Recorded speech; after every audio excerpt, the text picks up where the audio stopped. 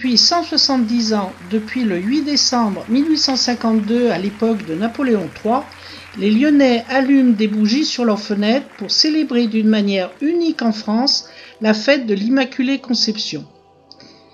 Mais saviez-vous pourquoi cette tradition d'honorer la Vierge remonte à beaucoup plus longtemps ?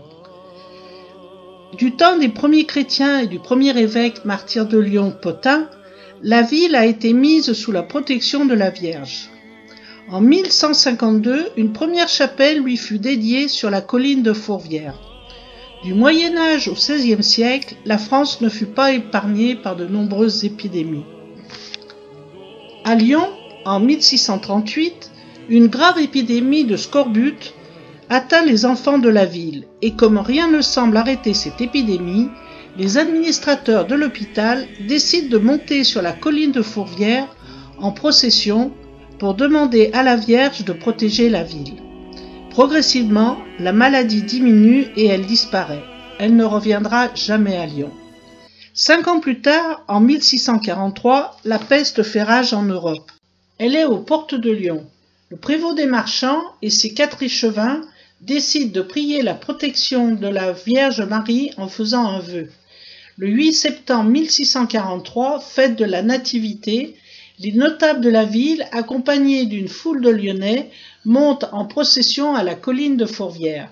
Ils font le vœu de monter chaque 8 septembre pour entendre la messe et offrir de la cire et un écu d'or si leur vœu de protection est exaucé.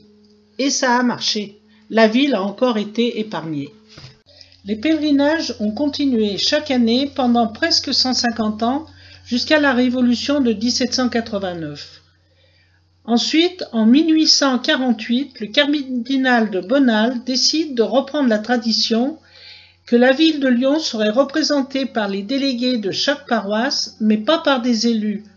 Les paroissiens offriraient le cierge de 7 livres et un écu d'or. En 1852, les Lyonnais ont décidé d'offrir à la Vierge Marie une statue dorée pour le clocher de la chapelle dédiée à la Vierge sur la colline de Fourvière. La Vierge dorée est sculptée en bronze, dorée à la feuille d'or et mesure 5,60 m, pèse plus de 3 tonnes et est sur le sommet d'une tour carrée. Une inauguration était prévue le 8 septembre en souvenir du vœu de 1643. Mais à cause d'une crue de la Saône, l'atelier de l'artiste Joseph Fabiche, qui sculptait la statue, a été inondé. On décida donc de reporter l'inauguration au 8 décembre, qui est la fête de l'Immaculée Conception. Mais ce jour-là, le 8 décembre, alors que tout était prévu, un mauvais temps terrible, des pluies torrentielles s'abattirent sur la ville, empêchant le pèlerinage et l'inauguration d'avoir lieu. Mais la nuit venue, le ciel s'éclaircit soudain. Le mauvais temps cessa. Alors, spontanément, comme un seul homme, les Lyonnaises et les Lyonnais décidèrent d'allumer des lumières. La ville s'est embrasée en un instant, comme si tous les habitants avaient eu la même idée au même moment. Les marchands de bougies avaient vendu en quelques heures toutes leurs bougies. Les rebords des fenêtres s'éclairaient des rez-de-chaussée jusqu'aux mansardes. Dans la rue, on célébrait, on chantait, on criait « Vive Marie !». La ville de Lyon résonna d'un même chœur ce soir-là. L'histoire continue en 1870, après la défaite de Napoléon III contre la Prusse. Les Prussiens ont envahi la France. Lyon est à nouveau menacée. L'archevêque de Lyon fait le vœu d'édifier une basilique si Lyon n'est pas envahie. Les Prussiens s'arrêtent à Nuit-Saint-Georges avant Mâcon et Bourg-en-Bresse. La première pierre de la basilique posée en 1872 démarre un gigantesque chantier qui durera 24 ans et permettra de consacrer la basilique en 1896. Depuis, chaque année le 8 septembre a lieu dans la cathédrale une bénédiction de la ville. L'archevêque reçoit depuis 1970 des mains du maire de Lyon le cierge et l'écu selon le vœu des échevins de 1643, tradition qui se perpétue depuis plus de 300 ans.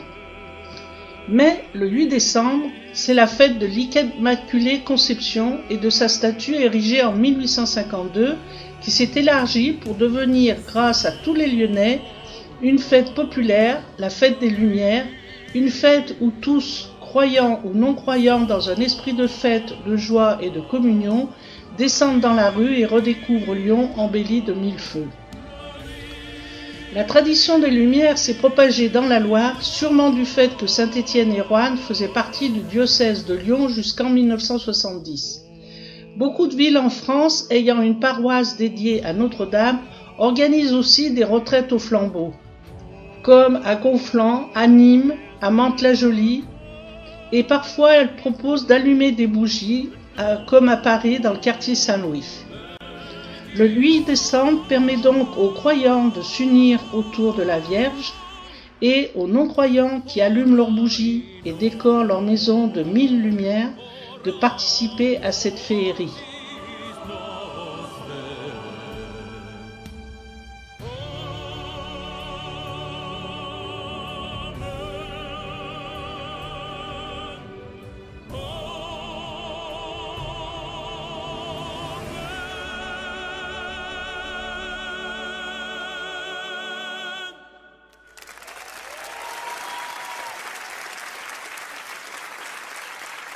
Merci aux prêtres orthodoxes. Faites-leur une ovation, s'il vous plaît.